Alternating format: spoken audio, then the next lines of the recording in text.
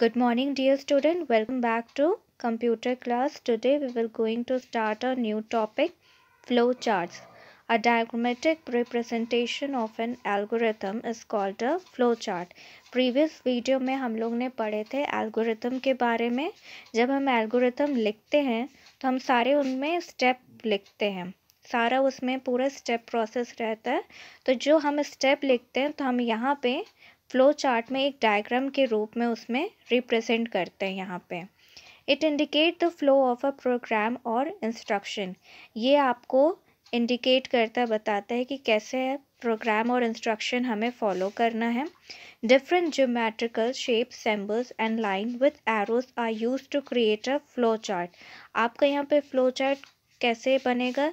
जो यहाँ पे ज्योमेट्रिकल शेप हैं, सिंबल्स हैं, लाइंस विथ एरो, ये आपको पूरा फ्लो चार्ट बनाने में मदद करेंगे.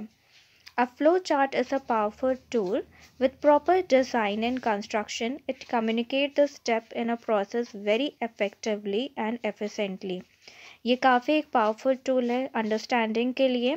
इसके जो प्रॉपर डिज़ाइन और कंस्ट्रक्शन है फ्लो चार्ट का, ये आपको कम्युनिकेट मदद देती है कि कैसे आप स्टेप बाय स्टेप फॉलो करें. अब यहाँ पे हम समझेंगे क्या क्या फ्लो चार्ट के सिंबल्स हैं. The various symbols used to create a flow chart are as follow. सबसे पहला आपका जो सिंबल शेप है rounded rectangle. Name start stop box flow chart. जब हम इंस्ट्रक्शन लिखते हैं एल्गोरिथम में तो ये जो राउंडेड रेक्टेंगल है ये आपका यूज़ किया जाता है स्टार्ट और स्टॉप बॉक्स के लिए. इसका डिस्क्रिप्शन क्या है? It shows the starting and ending of the. जो भी आपका इंस्ट्रक्शन है उसको आपका शो करेगा कि स्टार्ट और आपका एंड हो गया है. सेकेंड वाला जो सिंबल है पैरेललोग्राम है. इनपुट आउटपुट बॉक्स, ये आपका इनपुट और आउटपुट बॉक्स के नाम से है. It is use to read and print the data. ये आपके किस लिए काम आता है? रीड और प्रिंट करने के लिए डेटा. थर्ड वाला है आपका रेक्टेंगल. ये आपका क्या नाम है? Process box. It shows the command for calculation. यहाँ पे आप ये कब रेक्टेंगल यूज़ करेंगे? जब आप किसी में कैलकुलेशन करना हो तब आप रेक्टेंगल शेप का सिंबल लेंगे इंस्ट्रक्शन में. फोर्थ आपका डायमंड है. ये आपका डिसीजन या कंडीशन बॉक्स के लिए आप ये सिंबल बनाते हैं. It is use to take decision and follow exactly one of the two follow lines. ये आपका सिर्फ डिसीजंस के लिए यूज़ किया जाता है और कंडीशंस बॉक्स के लिए कुछ आपको इंस्ट्रक्शन में बताना हो तो. आगे हम इनका एग्जाम्पल पढ़ेंगे तो काफ़ी अंडरस्टैंडिंग हो जाएगी. फिफ्थ सिंबल है आपका सर्कल कनेक्टर.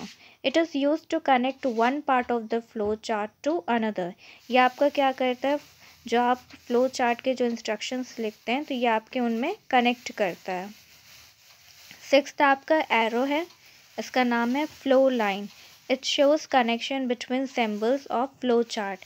ये आपका जो कनेक्शन है ये आपका सिंबल्स बताता है between the symbols of flow chart.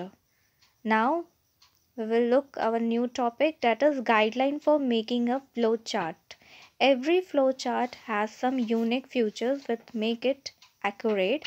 The guideline for making a flow chart are as follow.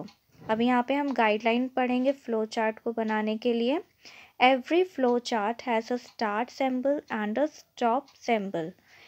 कोई भी फ्लो चार्ट आप बनाएंगे तो उसमें दो चीज़ रहेगा ही. पहला है आपका start and the second one is stop symbol.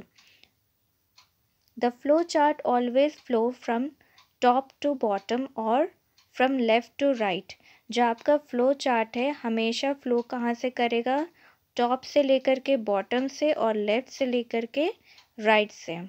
There is always one flow line that comes out from a process symbol. एक फ्लो लाइन रहेगी जो आपके प्रोसेस सिंबल से हमेशा आएगी.